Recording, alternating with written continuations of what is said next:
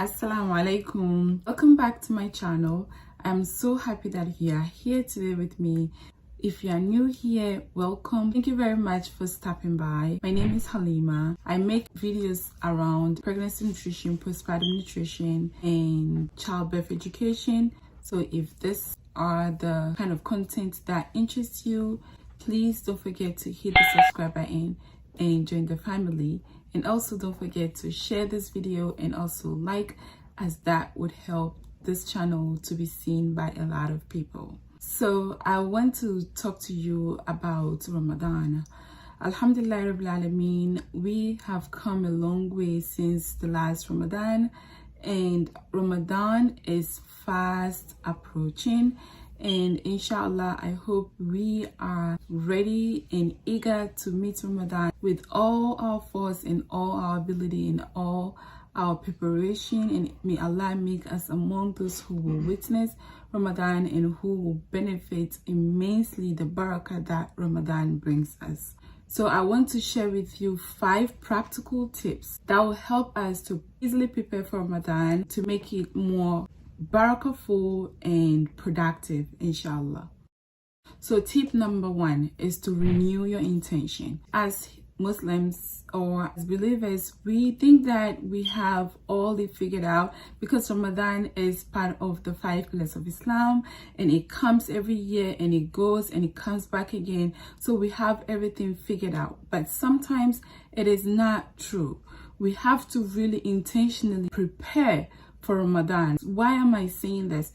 Because we are used to the habit of Ramadan comes every year. This is what we do every year, and this is how we go about all Ramadan. Most of the time when it comes, we do all our routine and everything, but it goes away quickly that we forget what we did in Ramadan, how we reap the benefits, and what our intention was in the first place when we enter Ramadan.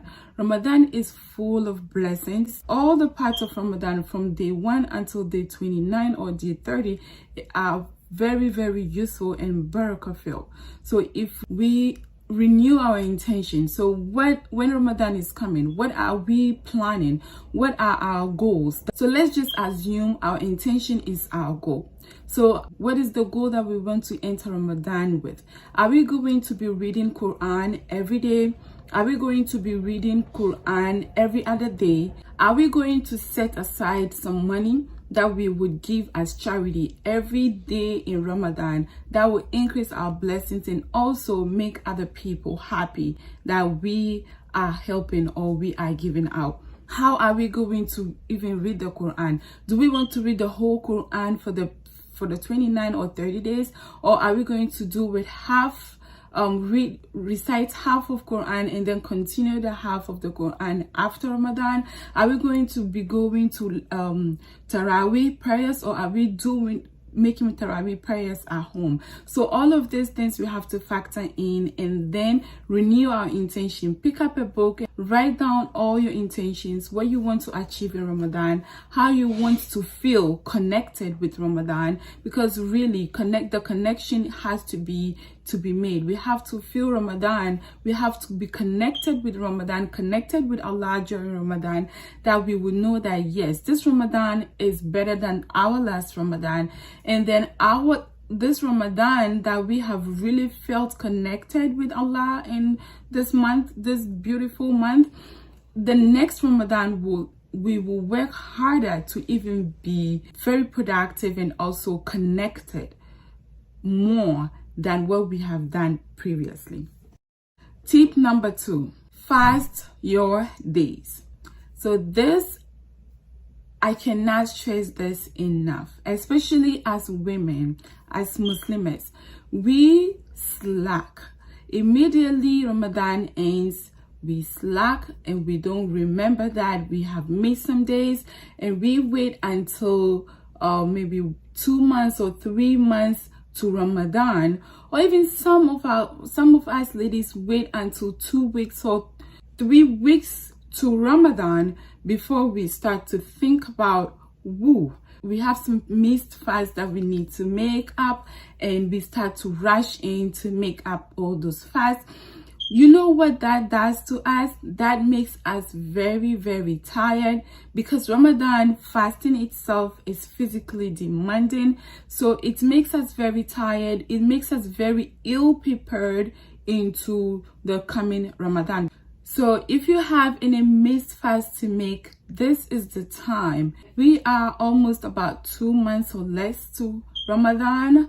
So this is the time you have to put into your calendar. If you want to make up your fast every Monday and Thursday, just as we do for the voluntary days that we usually fast Mondays and Thursdays, we can use those voluntary days to make up our fast. So every Monday you do one, and then every Thursday you do another, until you are done with all your missed fast. So tip number 3, set your goals. So 1, did you set goals at all? If you did you achieve those goals? If you didn't achieve certain goals, which ones didn't you achieve? Which ones did you achieve? Are you going to continue with the goals this coming Ramadan, or are you going to set new goals? So find some time to figure all of this up. So doing this gives you opportunity to reflect and learn from your previous goals, what the mistakes are, why didn't you achieve it, how would you do better to achieve those goals this coming Ramadan. So you got the opportunity to really reflect and then adjust if possible. So now you can go ahead and start thinking about what you want to achieve this year. What are you going to do day by day to make sure that you have achieved these goals? Try to write these down as you go, as that will help you to track your progress, make improvements, and also adjust what works and what doesn't. So tip number 4, meal plan. Oh my God. This is very, very important, especially because we have made Ramadan to feel as if it is for feasting instead of fasting. But if we tune our mindset and our actions to be that Ramadan is for worship, Ramadan is for ibadat, then Ramadan would no more feel like fasting days instead of fasting days. It will mostly feel like we are really fasting and we are worshiping, because I can tell you that a lot of us feel that Ramadan is a time we eat and we enjoy and we fill our tummy because we have not been eating all throughout the day. And when it comes to iftar, everybody wants to fill up the tummy so that when it comes to suhoor, we are full and then we can fill it up again, and then we won't be hungry during the day. And that is not the way to go. We have to really be strategic in terms of meal planning, in terms of choosing the quality of food instead of the quantity of food. When we meal plan, that helps us to choose right and choose the foods that have high nutrient density and will help to make us feel fuller for longer, as well as nourishing our body, giving us nourishment, giving us enough hydration. Because truly, Ramadan itself, the hunger is mostly not food related rather than hydration related. So if we are able to meal plan to figure out what we are going to have for suhoor, if suhoor will be leftovers from iftar, or iftar will be a freshly made meal, as well as suhoor will be a freshly made meal, that is all up to you. Set aside time to plan everything and then go ahead from there. You don't want to be spending so much time in the kitchen cooking, cleaning, and thinking about what to make for suhoor, what to make for iftar.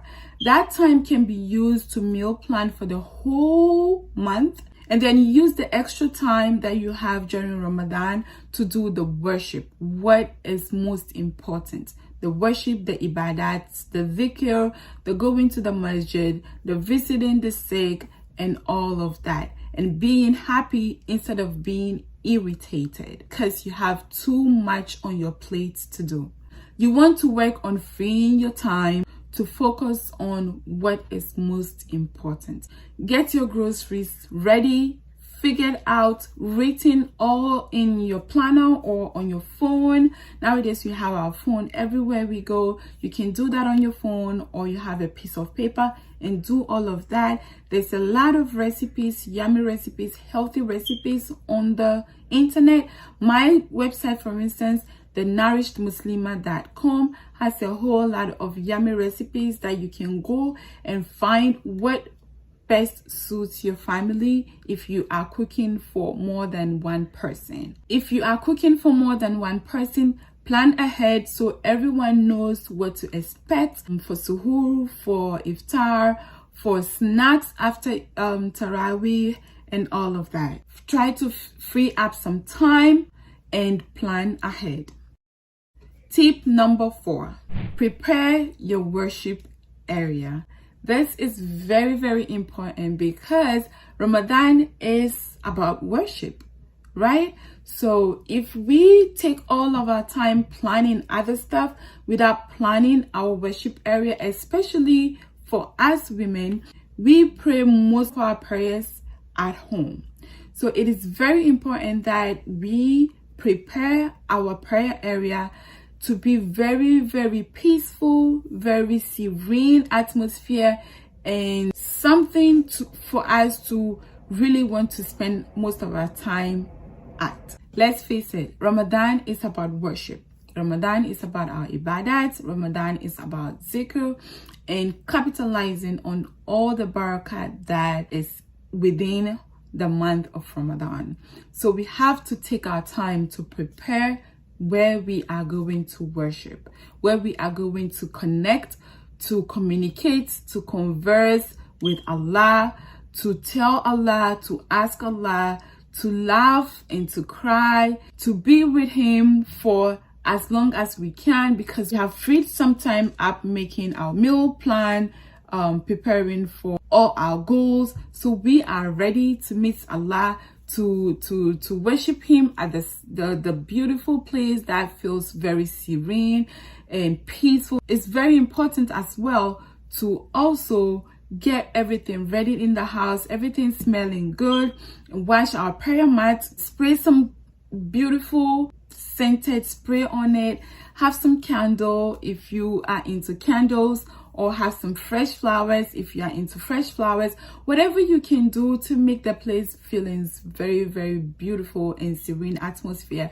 you ought to do that. For me, inshallah, this Ramadan, what I'm going to do is this.